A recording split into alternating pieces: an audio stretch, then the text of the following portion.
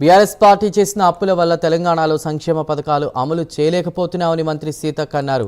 భువనగిరిలో కాంగ్రెస్ పార్టీ అభ్యర్థులను గెలిపించాలని ఎమ్మెల్యే అనిల్ కుమార్ రెడ్డి ఆధ్వర్యంలో నిర్వహించిన కార్నర్ మీటింగ్లో మంత్రి సీతక్క పాల్గొన్నారు. మున్సిపల్ ఎన్నికల నేపథ్యంలో భువనగిరి పార్లమెంటు ఇన్ఛార్జిగా ఉన్న సీతక్క మున్సిపల్ ఎన్నికల్లో కాంగ్రెస్ పార్టీ అభ్యర్థులను గెలిపించుకుంటేనే అభివృద్ధి జరుగుతుందని అన్నారు.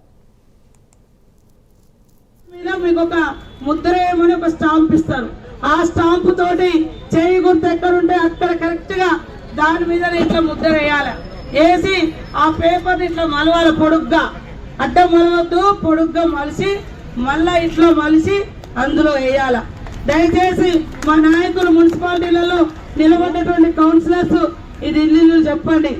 అదేవిధంగా పోల్ చిట్టీలు పంచేటప్పుడు కూడా, ఎందుకంటే ఇది పెద్ద పట్టణం, ఒక్కొక్క వార్డులో ఎవరి ఓటు ఏ బూత్ లో ఉంది, ఏ నెంబర్కి వస్తుంది అనేది కూడా మీ పోల్ చిట్టి మీద వాళ్ళ ఓటు ఏ బూత్ లో ఎన్ని నెంబర్ రూమ్ లో ఉన్నదో రాసి ఇవ్వండి అని ఈ సందర్భంగా, ఎందుకంటే అక్కడ పోయినాక కన్ఫ్యూజ్ అవుతా ఉంటారు.